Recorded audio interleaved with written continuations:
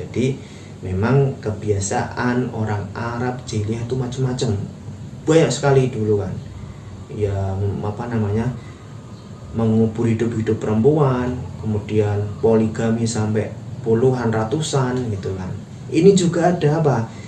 Sengaja memberikan wasiat supaya nanti ketika meninggal itu ditangisi, diniatkan untuk ditangisi supaya apa? Supaya bisa pamer, flexing gitu kan, riak kepada orang lain kalau dia ini punya pengaruh, punya kedudukan, punya posisi, punya jabatan gitu kan. Kalau kita membuka kitab-kitab fikih dalam perkara ini, kita akan mendapati bahwa tidak ada satu mazhab pun yang mengatakan bahwa menangis atas kematian seorang kerabat atau salah satu keluarga bukanlah sesuatu yang diharamkan. Sedangkan hadis di atas atau tersebut yang secara tekstual mengatakan bahwa mayat diazab karena tangisan orang yang hidup itu dikatakan oleh Rasulullah karena melihat bahwa ada kebiasaan orang saat itu yang mewasiatkan kepada keluarga dan kerabatnya untuk menangisinya ketika ia meninggal. Ini kebiasaan Arab jahiliyah yang memang suka sekali dengan kebanggaan dan pamer di depan kabilah yang lain. Bahkan sampai ia meninggal dunia masih saja ingin dipuja dan dipuji. Karena itu banyak dari mereka yang mewasiatkan untuk ditangisi agar nantinya orang yang melihat orang yang menangis itu menganggap bahwa si mayit yang ditangisi itu memang orang yang dicintai dan diagungkan, sehingga meninggalnya menjadi sebuah kesedihan yang sangat bagi mereka, keluarganya dan kerabatnya. Jadi mayit yang diazab karena tangisan keluarganya itu ialah mayit yang memberikan wasiat, mayit yang meminta ditangisi dan kemudian ditangisi. Karena itu ia diazab, dan yang menangisi pun berdosa karena telah bersekongkol dalam sebuah kemaksiatan. Ini jawabannya. Jadi hadis yang tadi, yang awal tadi itu, seorang mayit diazab karena tangisan keluarga itu benar, tapi konteksnya bukan secara umum, itu konteksnya khusus apa? Yaitu ketika ada yang berwasiat, berpesan, nanti kalau ada mayit, kan nanti kalau ada yang meninggal, mayit A tolong ya ditangisi, diratapi, supaya apa? Supaya kelihatan bahwa si mayit ini adalah orang besar, orang terkemuka gitu kan, orang yang punya pengaruh gitu. Jadi merasa ingin supaya ingin pamer, ingin flexing, bahasa kerennya flexing kepada masyarakat, kepada yang melayat. Oh, ini ternyata si mayit itu adalah orang terkenal, orang berpengaruh, sehingga banyak yang menangis gitu kan, dengan kepergiannya. Itu yang nggak boleh, itu yang diharamkan, itu yang diazab. Bahkan yang menangisi berdosa. Karena apa? Karena sudah niat dari awal, sudah bersekongkol gitu kan, artinya disengaja. Jadi menangisnya itu disengaja karena memang ada pesan, ada wasiat, nanti kalau saya meninggal gitu kan, tolong ditangisi, diratapi, supaya apa? Supaya nanti saya dianggap orang besar, orang agung gitu kan, dianggap sebagai orang yang punya pengaruh besar, sehingga kepergian saya itu ditangisi. Nah, ini kebiasaan Arab jahiliyah loh. Jadi memang kebiasaan orang Arab jahiliyah itu macam-macam, banyak sekali dulu kan. Ya mengubur hidup perempuan, kemudian poligami sampai puluhan ratusan gitu kan. Ini juga ada apa?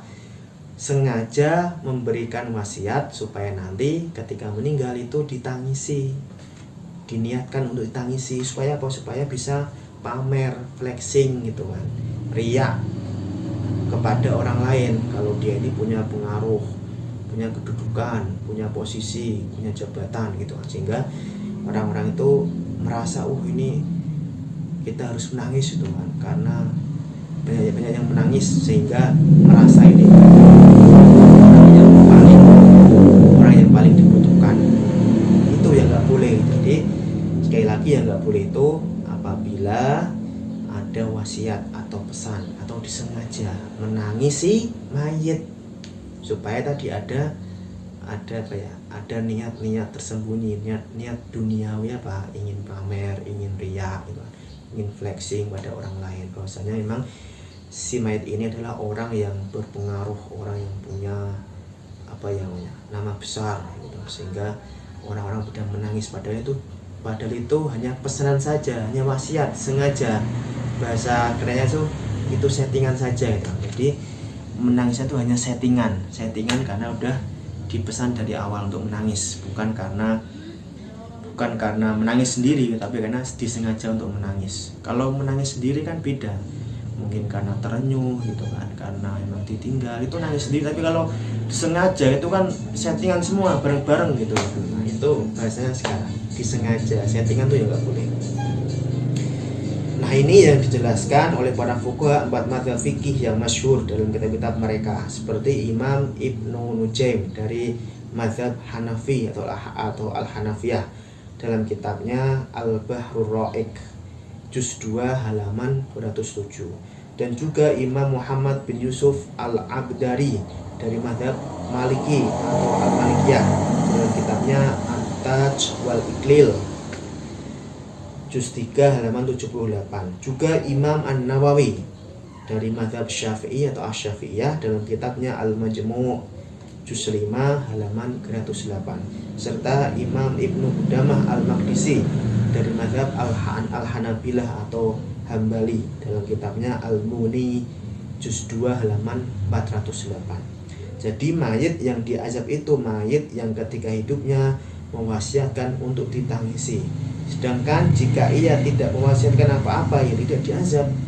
Karena bagaimanapun manusia itu punya perasaan sedih, dan memang itu yang Allah berikan pada mereka sebagai tabiatnya, bisa senang bisa sedih. Jadi itu lor, intinya para ulama 4 mazhab itu sepakat. Tadi sudah saya bacakan kitab-kitabnya, referensinya. Mereka sepakat bahwasanya mayit yang diazab itu apabila ditangisi secara sengaja, settingan gitu kan, pesanan, ada wasiat, entah itu dari si mayit atau dari keluarga.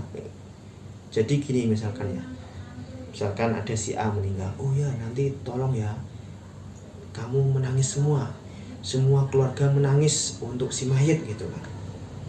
Bukan karena perasaan sedih, tapi disengaja gitu loh. Ada tujuan-tujuan tertentu, motif-motif tertentu. Apa motifnya? Duniawi. Karena supaya nanti bisa pamer, bisa riak, bisa flexing kepada para pelayat, pada orang lain, pada masyarakat, bahwasanya si mayit itu mempunyai kedudukan tinggi, orang besar, punya pengaruh gitu kan, sehingga layak untuk ditangisi, bahkan yang menangis semua keluarga gitu kan. Itu kan settingan, itu kan rekayasa gitu kan, itu kan pesanan, wasiat itu kan.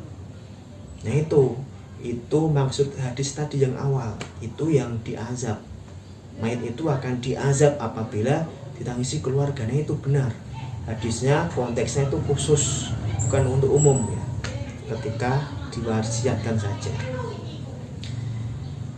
Nah itu, jadi memang si mayit akan diazab karena ditangisi secara sengaja, settingan, rekayasa. Begitupun yang menangis itu juga berdosa, karena tadi itu, karena ada unsur tadi ya, unsur kemaksiatan ya, riya gitu kan, pamer dan sebagainya, sombong gitu. Itu yang bikin berdosa. Tapi kalau nggak ada wasiat, nggak ada pesanan, nggak ada settingan, nggak disengaja, tiba-tiba menangis sendiri, ya itu nggak akan diazab, itu nggak masuk ke dalam hadis tadi. Itu yang boleh malah. Karena apa ya? Karena manusia itu ya bisa sedih, bisa senang, ya bisa nangis, bisa tertawa, itu wajar, manusiawi gitu loh. Jadi kalau nangisnya itu nggak disengaja, nggak settingan, nggak rekayasa, itu nggak apa-apa, nggak berdosa. Justru itu sebuah kewajaran manusiawi. Mayitnya tidak akan diazab. Tapi kalau nangisnya disengaja, settingan, rekayasa, itu kan ada motif duniawi, ya itu mayitnya diazab loh, diazab gitu kan. Dan yang tadi yang menangisi itu berdosa, melakukan maksiat gitu. Jadi itu hadis tadi yang awal itu benar, sahih, tapi konteksnya bukan untuk umum tapi khusus ketika ada pesanan, ketika ada wasiat, ketika ada settingan, ketika ada rekayasa, disengaja. Tapi kalau nggak disengaja ya nggak apa-apa. Jadi itu aja lor, silahkan kalau sedulur punya pendapat lain silahkan komen di kolom komentar. Silahkan share seluas-luasnya kalau konten ini bermanfaat untuk sedulur semua dan juga orang lain, karena masyarakat kita itu kan kadang banyak salah pahaman yang perlu diluruskan, termasuk ini menangis untuk si mayat ini kan. Silahkan jangan lupa subscribe, like, share, dan komen ya lor ya. Sekian dulu, terima kasih. Wassalamualaikum warahmatullahi wabarakatuh.